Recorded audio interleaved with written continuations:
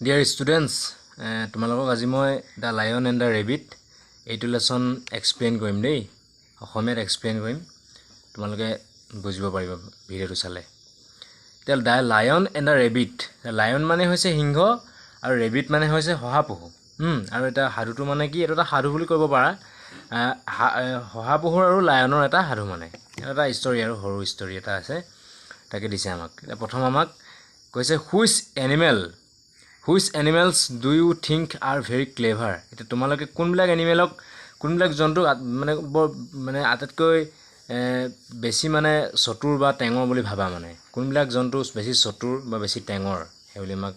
সুধিছে মানে discuss with your friends and name 3 clever friends এটা তোমালোকৰ ফ্ৰেণ্ডৰ লগত আলোচনা কৰিব কৈছে আৰু তিনটা এনেকুৱা জন্তুৰ নাম লিখিব কৈছে যাৰ যি বহুত চতুৰ আৰু টেঙৰ মানে ধৰি লোৱা হিয়াল প্ৰায়বিলাক জন্তুই টেঙৰ বুলি ক'ব পাৰা হয় না নহয় তাৰ আমাক তিনটা লিখিব কৈছে এটা আমি মেইন লেসনটো পঢ়িম Every day a lion hunted many animals for food at last the animals made him an offer each day one animal would go to the lion's den to be his dinner in return the lion would never hunt again the lion agreed কি হল every day a lion hunted many animals for food মানে প্ৰত্যেক দিনাই এটা সিংহই hunted শিকাৰ কৰিছিল মানে বহুত জন্তু হি খাবৰ কাৰণে শিকাৰ কৰিছিল একেদিনাই মানে প্ৰত্যেক দিনাই হি কেবাৰো জন্তু ধৰি খাইছিল মানে at last অবশেষত মানে জন্তুখিনিও মানে অলপ চিন্তাত পৰিছে হি প্ৰত্যেক দিনাই বহুত জন্তু খাব ধৰাত হি চিন্তাত পৰিছে জন্তুখিনি অবশেষত হেতে কি কৰিলে the animals made him an offer animalsখিনি তাক এটা অফাৰ দিলে each day প্ৰত্যেক দিনাই one animal would go to the lion's den to be his dinner যে কি এগ্ৰিমেন্ট কৰিলে হেতি কি অফাৰ কৰিলে মানে প্ৰত্যেক দিনাই যিকোনো এটা এনিমেল সিহঁতৰ মাজৰ এটা জন্তু এই সিংহটোৰ গুহাত লৈ যাব এই ডেনটো লৈ যাব মানে সিংহৰে এটা খাব পাৰিব হেতু কৰিলে মানে সিংহটোৱে একেদিনাই বহুত জন্তু খাবলগীয়া নহয় আৰু মানে হেনুকা নহয় এটা এগ্ৰিমেন্ট কৰিলে in return the lion would never hunt again আৰু মানে তাৰ পৰিৱৰ্তে কি কৰিব সিংহটোৱে কেতিয়াও শিকাৰ নকৰে মানে বেলেগকে আৰু কেতিয়াও হেতু যেটো জন্তু যাব হে তাকে খাব আৰু বেলেগকে মানে হি শিকাৰ নকৰে আৰু the lion agreed তবে সিংহটো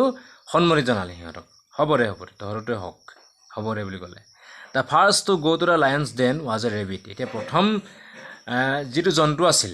সিংহটোৰ গুহালৈ যোৱা প্ৰথম যেটো জন্তু আছিল হেতু হল এটা শহাপহু he went slowly thinking of a way to save his life হি মানে লাহে জিনা তাৰ বাল পৰিল হি লাহে গৈছে আৰু হি ভাবি গৈ আছে যেনে তেনে মই জীৱনটো মোৰ বচাব পৰাল আজিটো মোক সিংহটোৱে খাবই মই যদি কেনেবা কিবা কৰি মোৰ জীৱনটো বচাব পাৰো হেই কাৰণে হি লাহে মানে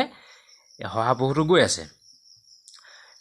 যেতিয়া গৈ পালেগৈ why you are late the lion roared when the rabbit reached his den যেতিয়া সিংহটো গৈ সিংহটোৰ গুহাত গৈ পিনি যেতিয়া ৰেবিটটো পালেগৈ শহাপহুটো পালেগৈ তেতিয়া সিংহটোৱে গুজৰি মাৰি একদম সুধিছে কিয় তুমি লেট হলা তই কিয় লেট হলি মই ৰৈ আছো ইমানে তই কিয় লেট হলি তেতিয়া ৰেবিটটোৱে এনসাৰ কৰিছে স্কুইক কৰিছে মানে অলপ মানে হি মানে ফাকি দিয়া নিচিনা দিছে আৰু I am late because of the other lion কি ক'লে যে মই এই কাৰণে লেট তেতিয়া ৰেবিটটোৱেটো এনসাৰ দিব লাগিব এতিয়া কিয় দেৰি হ'ল তেতিয়া ৰেবিটটোৱে এনসাৰ দিলে যে I am late because of the other lion কৈছে যে মই এইটো কাৰণে লেট হলো কাৰণ এই হাবিখনৰ অন্য এটা সিংহও আছে তাকো মেনেজ কৰিব লাগিব সেই কাৰণে মই লেট হলো মানে rabbit স্কুইকড he looked স্কেয়াৰ্ড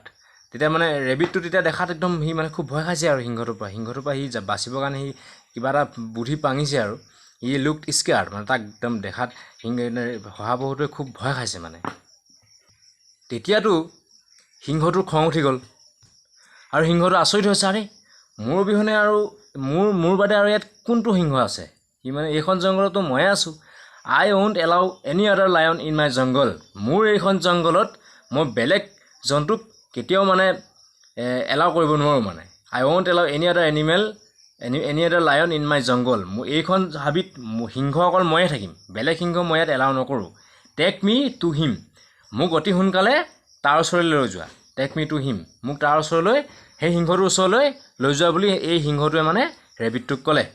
the rabbit led the lion to a deep well and told him to look in তেতিয়া ৰেবিটটোৱে কি কৰিলে লায়নটোক এটা একদম গভীৰ খুব দ মানে এটা নাদলৈ লৈ গ'ল আমি ছবিত দেখিছোঁ যে নাদলৈ লৈ গ'ল আৰু told him to look in আৰু তাক মানে সেই তললৈ চাবলৈ ক'লে মানে সিংহটোক ক'লে যে তুমি তললৈ চোৱা মানে নাদটোৰ তললৈ চাবলৈ ক'লে the lion so his on face in the clear water of the well তেতিয়া লায়নটোৱে কি দেখিলে সেই একদম পানীখিনি খুব চফা আছিলে মানে ক্লিয়াৰ আছিলে আমি এতিয়া পানীত নিজৰ মুখখন দেখোঁ নে নেদেখোঁ চফা পানীত ঠিক তেনেকৈ মানে সিংহটোৱে নিজৰ ফেচটো মুখখন খুব ধুনীয়াকৈ দেখি পালে but he thought it was another lion কিন্তু সিংহটো বুৰ্বক আছিলে সি ভাবিলে এইটো বেলেগ লায়নেই হয় এইটো মানে বেলেগ এটা লায়নেই হয় পানীত যে নিজৰ প্ৰতিচ্ছবিটোৱে ওলাইছে সেইটো সি গম পোৱা নাই সি ভাবিছে এইটো বেলেগ লায়নেই হয় সি ৰড মানে গুজৰি উঠিলে ইন এংগাৰ খঙত সি একদম গুজৰি উঠিলে the sound of his roar came back to him যেতিয়া সি গুজৰি দিলে সেই নাদটোৰ ভিতৰত থকা মাতটোত আকৌ তাৰ কাণলৈ উভতি আহিলে সি তেতিয়া আৰু ভাবিলে যে হয় নিশ্চয় ইয়াত এটা বেলেগ সিংহ আছে I am the king of the jungle he shouted into the well সি তেতিয়া একদম ৱেলটোৰ তললৈ চাই পিনি কৈছে যে I am the king of the jungle মই হৈছোঁ এইখন জংগলৰ ৰজা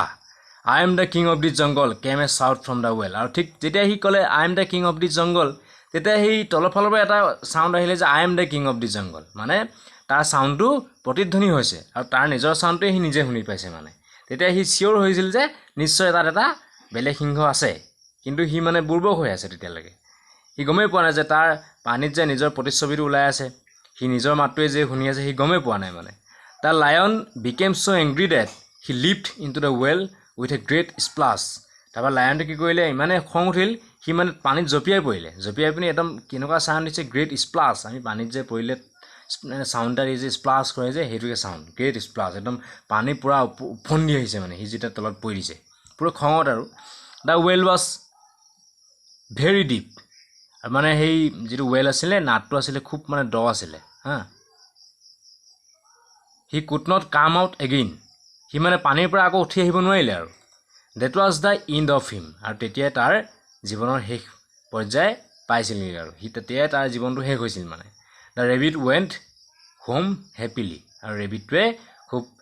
সুখী হৈ পিনি ঘৰলৈ উভতি গুচি গ'ল সেইটোৱে আৰু কাহিনী পঞ্চতন্ত্ৰ ষ্টৰী এইটো এটা কি সাধু পঞ্চতন্ত্ৰৰ সাধু সেইটো তোমালোকে বুজি পালা নিশ্চয় এতিয়া আমি অলপকৈ ৱৰ্ডখিনি চাম দেই অফাৰ মানে যে সিহঁতি এনিমেলছখিনি অফাৰ কৰিছিল যে সেই এগ্ৰিমেণ্টটোৰ কাৰণে সেইটোৱে আৰু যে সদায় এটা জন্তু আমি তোমাৰ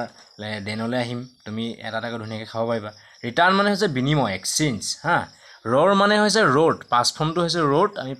এই টেন্সবিলাক আমি পিছত পঢ়িম তেতিয়া আমি এই কিয় ৰ'ড হ'ল আমি বুজি পাম লাউড চাউণ্ড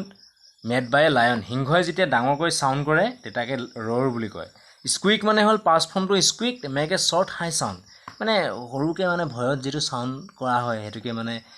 এই স্কুইক বুলি কোৱা হয় তাৰপৰা যদি তোমালোকে আৰু কিবা জানিব বিচাৰা মোক কমেণ্ট কৰিবা ভিডিঅ'টোৰ তলত দেই আজিলৈ ইমানেই বাই